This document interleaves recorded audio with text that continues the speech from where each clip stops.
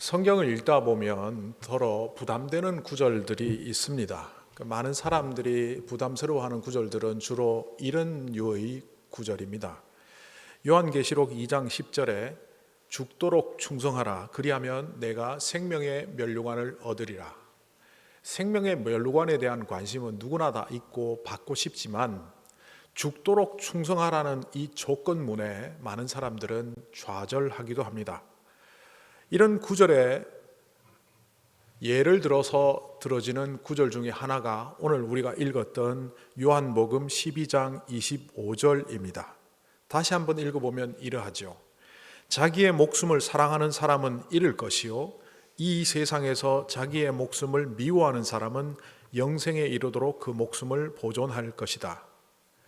영생을 얻기를 주저하는 사람은 없지만 자기 목숨을 사랑하지 말라든지 혹은 자기 목숨을 미워해야 된다는 이 말은 우리들에게 상당히 부담되고 또 어떤 때는 왜 이런 말씀을 예수님께서 하셨나 이런 생각까지 듭니다. 만약에 자기의 목숨을 잃어버리고 미워하고 사랑하지 않아서 얻는 영생이라면 어떻게 영생으로 갈 수 있을까 이렇게 주저하는 사람까지 나올 정도입니다. 그런데 이 성경에 대한 부담이 사실은 그 내용을 정확히 파악하지 못했기 때문에 일어나는 현상이라는 걸 여러분 아십니까? 방금 예를 들었던 요한복음 12장 25절은 많은 사람들이 잘못 곡해하는 구절의 대표적입니다. 그런데 곡해하고 잘못 이해하는 것으로 그치지 않고 그것이 부담이 되어서 신앙생활을 온전히 할 수 없게 하는 그런 요소가 되기 때문에 우리는 이 구절을 조금 더 자세히 살펴볼 필요가 있습니다. 여기서 자기 목숨을 사랑하는 것 했던 이 목숨이라는 단어는 헬라어로 프시케라는 단어를 사용하고 있습니다. 다른 성경에 보면 자신의 경험과 지식과 세상에서 주는 여러 가지 원리들의 의지에서 살아가는 내적인 자아를 프시케라고 하고 있고 거기에 속한 사람을 프시키코스라고 사용하고 있습니다. 반면 성령께서 우리를 인도해 가시는 그 인도하심에 따라 살아가는 사람을 푸뉴마, 성령이라는 단어를 써서 푸뉴마티코스라고 합니다. 그러니까 마태복음이나 요한복음에서 생명 혹은 목숨이라고 번역되어진 이 프시케는 막연하게 번역되었을 뿐 그 뜻을 조금 더 살펴보고자 하면 고린도전서와 야고보서에 나와 있는 뜻을 참고해야만 합니다. 야고보서에 보면 이렇게 그 구절을 사용하고 있습니다. 이러한 지혜는 위로부터 내려온 것이 아니요 땅 위의 것이니 정욕의 것이요 귀신의 것이라. 말은 지혜라고 했지만 세상에서 주는 원리, 세상에 주는 경험, 지식에 의존해서 살아가는 그것이야말로 정욕적인 것이고 사탄의 것이라고 말하고 있습니다. 그때 이 정욕적인 것, 그것이 바로 프시케코스입니다. 그러니까 이 프시케는 단순히 생명이 아니라 우리가 이 땅을 살아가면서 갖고 있는 여러 가지 정보, 지식, 깨달음을 통해서 하나님이 아닌 세상의 방식대로 살아가는 것을 프시키코스 그리고 프시케라고 할 수 있습니다. 고린도전서 2장 12절에서는 또 그 구절을 이렇게 말하고 있습니다. 육에 속한 사람은 하나님의 성령의 일들을 받지 아니하나니 이는 그것들이 그에게는 어리석게 보임이라. 여기 육에 속한 사람이라고 말한 이 단어도 프시키코스, 프시케에 속한 사람, 프시케만 중요하다고 생각하는 사람이란 뜻이기에 결국 이거는 하나님의 방식이 아닌 세상의 원리대로 경험대로 내가 공부한 지식과 삶의 여러 가지 것들을 따라가는 세속적인 방식으로 살아가는 사람은 결국은 하나님의 일이 이해되지도 않을 뿐더러 그것이 어리석게 보인다라고 고린도전서 2장 14절은 우리에게 알려줍니다. 그러니까 이 구절은 풀어보면 이런 뜻입니다. 목숨을 사랑하지 않고 세상에서 그 목숨을 미워하는 사람만이 영생을 얻는다. 이 구절은 이런 겁니다. 세상에 대한 집착에 사로잡혀서 자기가 알고 있는 것을 전부인 양 하나님의 말씀도 따르지 않은 채 세상의 성공만을 위해서 쫓아가는 인생이라면 그 사람에게는 영생이 어리석게 보여서 결국 영생을 취하지 못할 것이다. 반면 그것을 내려놓고 하나님이 보여주시는 그 길을 따라가는 자에게는 영생이 영원히 그에게 속할 것이다. 이렇게 이 구절을 이해해 놓고 보면 오늘 구약 성경에 등장하는 느보산 위의 모세가 잘 이해가 됩니다.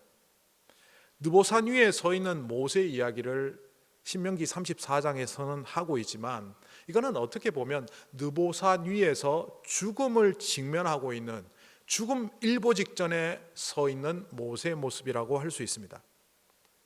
이제 곧 죽을 자리를 봐야 하는 모세에게 하나님께서는 이스라엘 땅 전체를 보여주십니다. 요르단 땅에 가면 그 모세 기념교회가 느보산 위에 서 있습니다. 보통 느보산이 맞느냐 비스가산이 맞느냐 사람들끼리 논쟁하지만 느보산은 세 개의 봉우리로 되어 있고 그 서쪽에 이스라엘 땅을 가장 잘 볼 수 있는 봉우리는 비스가 시카야라고 하는데 이게 성경에서는 비스가산입니다. 그러니까 이 비스가산에 서서 저도 그 자리에서 보니까 이 남북으로 굉장히 넓게 관망할 수 있었습니다. 이 북쪽으로는 갈릴리 땅이겠고 남쪽으로는 유다 땅이겠지만 저 멀리는 서해라고 오늘 말씀에 나오는 그 서해는 지중해입니다. 그런데 아무리 눈이 좋아도 사실 그 서해 그리고 그 서해 인별에 있는 해안가는 보이지 않기에 오늘 성경에 보면 에브라임과 므낫세의 땅과 서해까지 온 땅이 보였다는 이 표현을 보면 아마 이것은 육안으로 보았다기보다는 하나님께서 그에게 은혜로 환상 중에 다 보여주신 것으로 보입니다. 어쨌든 그 비스가산에 서서 모든 것들을 보여주셨다. 온 땅을 보여주셨다고 합니다. 그런데 얼핏 생각해 보면 이거 왜 보여주시냐라는 생각이 듭니다. 4절 이하에서 곧 그가 죽게 되는 장면이 이어져 나오는 것을 보면 죽음 직전에 그 땅을 왜 보여주실까라는 생각이 듭니다. 사실 오늘 9절에도 나오지만 이미 이전에도 모세는 그 땅에 들어가지 못할 것이라고 하나님이 여러 번 말씀하셨습니다. 신명기 3장에도 보면 너는 이 요단을 건너가지 못할 것이다 말씀하셨고 더 이전에 민수기 20장에 보면 아론과 모세를 향하여 너희는 내가 그들에게 준 땅으로 인도하여 들어가지 못하리라 분명히 말씀하셨습니다. 아니 지금 말씀하시지 않아도 모세는 그 땅에 못 들어가는 걸 알고 있었습니다. 그런데 그런 상황 속에서 광경을 펼치시며 다 보여주시고는 다시 한번 너는 이 땅에 못 들어간다. 그냥 장난스럽게 말하면 약 올리는 것도 아니고 왜 이러시나 너무하신 것 아닌가 라는 생각이 듭니다. 거기다가 지금 모세의 건강 상태나 몸의 형편을 따져보면 죽을 상황이 아닙니다. 우리가 보통 죽을 나이가 아니다 이렇게 말하지만 모세가 120세가 되었으니까 나이는 가득한데 그가 눈도 창창하고 눈빛도 밝으며 온몸의 건강이 아주 좋은 상태라고 오늘 성경은 기록하고 있습니다. 아니 죽을 나이가 되어서 건강이 쇠약해져서 이제 몸도 가누지 못하는 상황에 세상을 떠나는 건 이해가 되는데 눈빛이 청년 같고 독수리 같고 온몸은 요즘식으로 얘기하면 바위도 들어서 올릴 만한 그런 건강이 있는데 왜 세상을 떠나야 할까? 이런 아쉬움이 있습니다. 또 억울함이 있습니다.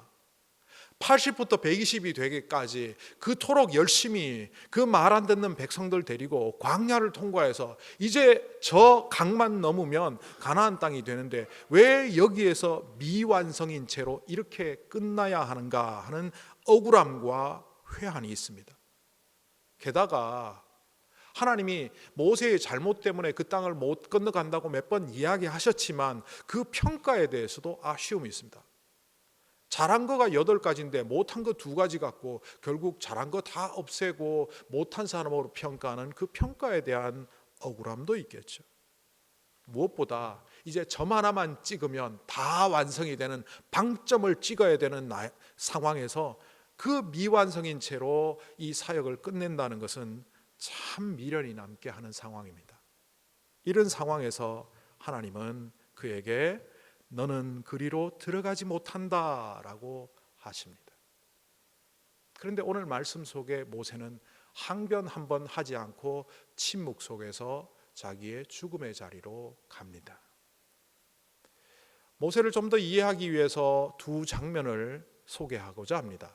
모세는 이 땅의 지도자들이라면 누구나 본받아야 될 만한 모습을 갖고 있습니다. 하나님께서 이스라엘 백성들이 너무 말을 안 들으니까 쟤들 그냥 포기하고 모세야 너 후손들과 함께 다시 하나님의 백성을 좀 만들어가면 좋겠다라고 할 때 목숨 걸고 하나님 그러시면 안 됩니다. 내 이름이 생명책에서 지워질지언정 저 백성들을 하나님의 백성으로 끝까지 지키셔야 합니다라고 말했던 사람입니다. 하나님의 말씀을 받아들고 하나님께서 분노하시는 장면이 신명기 32장에 나옵니다. 출애굽기 32장에 나옵니다. 하나님께서 시내산 밑에 있는 백성들을 보시고는 모세에게 그렇게 말씀하십니다. 쟤네들을 구원해 놓았더니만 황금 송아지 만들고 춤추고 노래하며 우상잔치하고 있는데 쟤들 쓸어버리고 너와 함께 새로운 나라를 만들고 싶다 했을 때 모세는 출애굽기 32장에서 이렇게 말합니다. 진노를 거두시고 주님의 백성들을 다시 한번 기회를 주시고 살려주십시오. 그래서 그 땅의 백성들이 저 백성들이 주님의 땅의 백성이 되고 영원한 유산으로 다시 한번 살아나게 하소서. 14절에 모세가 이렇게 간구하니 주님께서 뜻을 돌이키시고 주님의 백성에게 내리시겠다던 재앙을 거두셨다. 이 모세의 모습이 바로 이런 모습입니다. 반면 또 다른 모습이 있습니다. 모세가 그래서 그 잔치하고 있는 자리에 갔습니다. 가서 보니까 가관입니다. 금을 모아서 황금 송아지를 만들어 놓고 춤추며 노래하는 방식은 완전히 이집트의 우상 잔치하던 그 모습 그대로 하는 것을 보고 소리를 지릅니다. 모세는 진 어귀에 서서 외쳤다. 누구든지 하나님의 편에 설 사람은 나에게로 나오고 아니면 저쪽으로 가라. 결국 자기 편으로 온 레위 사람들을 뽑아서 그들을 죽이게 하는데 성경에 이렇게 기록되어 있습니다. 너희는 각기 허리에 칼을 차고 진의 이문에서 저문을 오가며 저마다 자기의 친족과 친구와 이웃을 가리지 말고 닥치는 대로 찔러 죽여라. 그리고 그날 죽은 사람들이 3,000명이 되었다고 28절에서 기록하고 있습니다.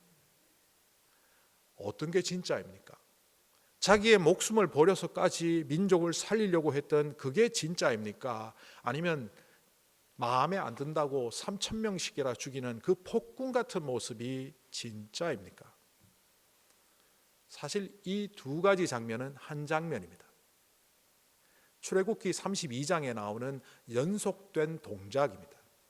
시내산에서 하나님께 그 기도를 드리고 살려달라고 외치며 돌판 들고 내려왔더니 그 엉뚱한 모습을 보고 그들에게 3,000명을 죽이는 사건을 일으켰던 것은 같은 날 일어난 연속 동작이라는 겁니다. 그러니 이 장면을 보면서 어떤 게 진짜이냐가 아니라 자녀를 바르게 가르치기 위하여 어떤 때는 매로 어떤 때는 사랑으로 다가가는 그 부모의 사랑의 모습이 이 백성들을 향한 모세의 모습임을 이해하게 됩니다. 그러니까 이 모습은 최선을 다하는 부모의 마음이고 이 모습은 최선을 다하는 사랑의 모습입니다. 이렇게 이해하고 다시 느보산으로 와볼까요? 신명기 34장에서 느보산에서 모세는 한마디도 하지 않습니다. 너는 저 땅을 가지 못하리라. 그리고 조용히 죽을 자리 찾아갑니다. 이 침묵하는 느보산의 모세의 모습을 보면서 저는 두 가지 음성을 제 나름대로 찾아내었습니다. 첫 번째는 하나님께서 모세에게 그렇게 말씀하시는 거죠. 지금도 대신 죽을 수 있겠느냐? 그리고 모세는 그 말에 네 하고 죽으러 간 겁니다. 대신 죽을 수 있다. 왜 그 말을 물으셨을까? 제 상상이지만 제가 경험 속에서 아이들을 키울 때 인생에 처음으로 누군가를 위해서 대신 죽을 수 있겠다는 생각을 한 적이 있습니다. 아주 어린 시절 두 아이들을 사랑하면서 저의 보호와 사랑이 필요할 때 그 아이들이 다치고 팔이 부러지고 심지어는 어디에 부딪혀서 입술밑이 터졌을 때 대신 부러지고 대신 찢어졌으면 좋겠다. 그러다가 혼자 생각해서 이 아이들의 생명을 살리기 위하여 내 목숨을 줄 수 있겠다. 그리고 그 아이들이 성장하면서 말 안 듣는 청소년기에 접어들고 이제는 성인이 되어서 어떤 때는 저보다 더 똑똑하게 저를 가르치는 모습을 보면서 이제는 너는 너, 나는 나, 뭐 그렇게 살아온 것처럼 보였습니다. 그러다 최근에 어떤 사건을 통해서 그 아이들을 다시 마음에 생각하게 되었는데 저 어른이 된 아이들을 위해서도 내가 대신 죽을 수 있나? 최근에 한 다큐를 보았습니다. 한국에 매년 일본 여행객들이 수백만 명이 갑니다. 그런데 매년 30명에서 50명의 사람들이 실종이 됩니다. 그 실종된 30살 먹은 아들의 부모 이야기였습니다. 30살 된 아들이 등산한다고 일본의 어느 지역을 갔다가 행방불명이 됩니다. 경찰들이 공권력을 동원해서 아무리 살폈지만 한 달이 되도록 두 달이 되도록 찾지 못하고 이제는 죽은 것으로 치부되는 그때의 아버지는 나이든 아버지는 그 땅에 그 산을 등산하러 갑니다. 그 광경을 뒤에 따라가며 찍었던 기자가 촬영하는 그 PD가 묻습니다. 이 땅에 왜 오셨습니까? 이 질문에 그 아버지는 엉뚱한 말을 합니다. 내가 왜 살지? 인생이 뭐지? 아들은 나에게 어떤 의미지? 내가 왜 여기 있지? 그리고 끝에 이런 말을 합니다. 대신 죽을 수만 있다면 대신 죽고 싶다. 문맥도 안 맞고 논리도 안 맞는 여러 문장을 겹쳐서 얘기했지만 저는 그 아버지의 심정이 고스란히 전달이 되었습니다. 대신 죽고 싶다. 그 자녀를 위해서 죽도록 사랑하는 부모의 마음이 그렇게 나타났습니다. 아가서 8장 6절에 보면 아주 독특한 표현이 나옵니다. 사랑이라고 말하면서 사랑은 죽음같이 강하고라고 말을 합니다. 세 번역에 보면 사랑은 죽음처럼 강한 것이라고 번역했습니다. 그러나 이 문장은 비교급 문장입니다. 사랑은 죽음보다 더 강하고 사랑이란 말을 왜 죽음과 결부했을까? 사랑이란 말을 왜 죽음이라는 단어를 통하여 표현했을까 생각하는 그때 저는 이 느보살의 모세를 통해서 그 답을 얻었습니다. 대신 죽을 수 있니? 너 과거에 그런 말 하지 않았니? 저 백성을 살리기 위하여 생명책에서 네 이름을 지워도 좋다고. 지금도 그 마음이니?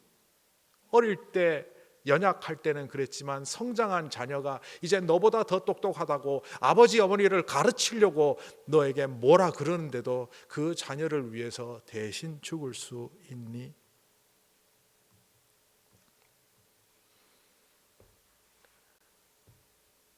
저는 말을 듣든 안 듣든 저보다 더 잘났다고 하든 안 하든 대신 죽을 수 있을 것 같습니다. 아가서 8장 6절에 다른 영어 성경에서 이렇게 번역하고 있습니다. The passion of love bursting into flame is more powerful than death, stronger than the grave. 우리말로 번역하면 불꽃처럼 타오르는 사랑의 열정은 죽음보다 더 강하고 무덤보다 더 강합니다. 간단히 말하면 사랑은 죽음보다 더 강하고 무덤보다 더 강하다입니다. 예수님께서 자기 목숨을 사랑하는 사람은 잃을 것이고 이 세상에 자기 목숨을 미워하는 사람은 영생의 자리로 갈 수 있다고 하신 이유가 뭘까요? 주님께서는 우리를 위하여 대신 죽으셨습니다. 이 말은 죽도록 우리를 사랑한다고 말씀하셨고 그 사랑 안에 있는 자라면 그 사랑을 가두어 놓고 나만 독점하는 것이 아니라 그 사랑이 흘러갈 수 있도록 통로가 되라고 그 말씀을 하신 겁니다. 느보산 위에서 조금만 더 가면 가나안 땅에 들어갈 수 있는데 내 인생의 성공작을 완성하고 싶은데 하는 모세에게 하나님은 네가 그 땅에 들어가면 너는 그 백성들의 하나님이 된다. 네가 그 땅에 들어가서 무덤을 남기고 시체를 남기고 죽으면 너의 무덤은 예루살렘 성전보다 더 귀한 그들의 성지가 된다. 저의 막연한 추측일까요? 모세가 사라진 후 그들은 시신도 없는 무덤을 만들어 놓고 하나님처럼 떠받들었습니다. 모세의 유품이 안 남아 있으니까 겨우 하나 남은 놋뱀 지팡이 느우스단을 무려 700년 동안 산에 꽂아놓고 신전을 만들어 하나님처럼 섬겼던 자들입니다. 순전히 제 짐작이지만 모세를 사랑하신 하나님이 모세에게 그랬을 겁니다. 한 번만 더 희생하자. 네가 여기서 가나안 땅을 가게 되면 너는 나의 자리를 꿰차고 그 사람들을 타락시키고 너의 시체와 유품들은 그 사람의 우상이 되어서 나를 믿지 않는 타락한 백성으로 만들게 될 텐데 너는 여기서 사라지자. 몇 년 전 남부지방에 컨퍼런스를 참석하러 갔었습니다. 한국에서 교제하던 친구를 정말 오랜만에 만났습니다. 제가 기억하던 한국에서의 모습은 아주 뽀얗고 하얗고 통통한 공부 잘하고 모범생 같은 그런 모습이었습니다. 멀리서 듣긴 했지만 신학 박사 학위를 받고 신학교 교수 자리를 찾는다 그런 이야기도 들었습니다. 오랜만에 만나보니 까만 얼굴에 비쩍 말라 있습니다. 현재 사역하는 교회에서 20년째 사역을 하고 있는데 교인이 한 30-40명 되는 작은 교회입니다. 저는 혹시 골프 치냐라고 물어봤더니만 운동해서 그런 게 아니라 교회 잔디 깎다가 그렇게 되었답니다. 예배당은 작은데 잔디가 3에이크나 되는 넓은 땅이랍니다. 기계 하나 사서 맨날 깎다 보니 그렇게 되었다고요. 컨퍼런스에 저녁 시간이 여유가 있어서 수요일 저녁에 거기에 가서 설교를 하게 되었는데 교인들이 저에게 이런 말을 합니다. 우리 목사님 때문에 우리 교회에 평화가 왔는데 그 평화가 왔다는 얘기는 오랫동안 싸운 교회입니다. 5년, 10년 동안 싸우던 교회 묵묵히 지키고 있어서 이제는 그 싸움이 끝나고 평화가 왔다 그런 의미입니다. 우리 목사님 때문에 교회에 평화가 왔는데 친구 목사님도 훌륭하네요. 이건 제 칭찬이 아닙니다. 자기 목사 저한테 자랑하는 겁니다. 제가 목요일인가 공항에서 뉴욕으로 돌아오게 되었는데 공항까지 마중 나온 그 친구 커피 한잔 하면서 힘들지라고 했더니만 그 친구가 이렇게 무심코 말했습니다. 늘 느보산 위에 선 심정이지. 정확히 어떤 의미인지는 모르겠지만 제가 파악한 바로는 그는 모세가 하나님 앞에 서 있던 그 자리처럼 대신 죽을 수 있다는 마음으로 그 교회에서 사역하는 것으로 들려왔습니다. 우리가 부모의 자리에 섰을 때 대신 죽을 수 있느냐 하나님은 물으실 거고 공동체에 속해서 그 공동체를 섬길 때에도 하나님은 우리 속에 내면의 음성을 통하여 이 공동체를 위하여 대신 죽을 수 있느냐 물으실 겁니다. 그 말은 죽음보다 강한 사랑으로 너희 자녀를 양육하며 죽음보다 더 강한 사랑으로 이 교회를 섬기며 주님께서 너희를 위하여 죽으신 그 보혈의 공로로 이 땅을 살아갈 수 있느냐, 그것을 물으시는 걸 겁니다. 오늘은 고난주일입니다. 고난주일, 우리를 대신해서 죽으신 그 주님의 죽으심을 통하여 우리는 무한한 사랑, 무한한 영생의 자리를 얻었습니다. 그럼에도 불구하고 여전히 그 은혜의 종점이 되어서 가로막힌 삶을 살고 있다면 우리는 세상의 목숨을 사랑하는 자, 자기의 세상에 대한 집착을 포기하지 못한 채, 그것을 내려놓지 못한 채 영생을 포기하는 자의 모습으로 이 땅에 보여질 것입니다. 우리는 물리적인 느보산은 일생에 한 번 서게 되지만 영적인 느보산에는 수많은 자리에 서게 될 겁니다. 공동체를 살리기 위하여 내 성품을 참아야 하는 느보산, 타인을 돕기 위하여 모욕을 당해야 되는 영적인 느보산, 우리 가정을 지켜내기 위하여 피땀 어린 희생을 해야 하는 죽음의 느보산에 우리는 서야 할 텐데, 그때 주님 앞에 여러분은 뭐라고 대답하시겠습니까? 기도하겠습니다. 거룩하신 하나님 아버지, 오늘도 우리를 살피시고 인도하셔서 느보산 앞에 모세를 죽음의 자리로 이끌어 가셨지만 그것이 오히려 모세와 이스라엘 백성을 모두 복되게 하시는 하나님의 은혜임을 깨달으며, 또 은혜의 자리에서 자신의 목숨을 미워하며 내려놓았던 모세처럼 우리도 세상에서 자신의 목숨을 미워하는 자만이 영생의 자리로 갈 수 있다는 주님의 음성에 화답하는 자들이 되게 하여 주시옵소서. 우리는 물리적으로는 한번 죽음의 느보산 앞에 서지만 영적인 느보산은 늘 있다는 것을 기억하여 우리가 속한 공동체에서, 우리가 속한 교회에서, 우리가 속한 세상 속에서 주님의 음성에 화답하며 세상에 속한 목숨을 미워하며 주님의 영원한 목숨을 붙잡는 자들이 되게 하여 주시옵소서. 예수님의 이름으로 기도하옵나이다. 아멘.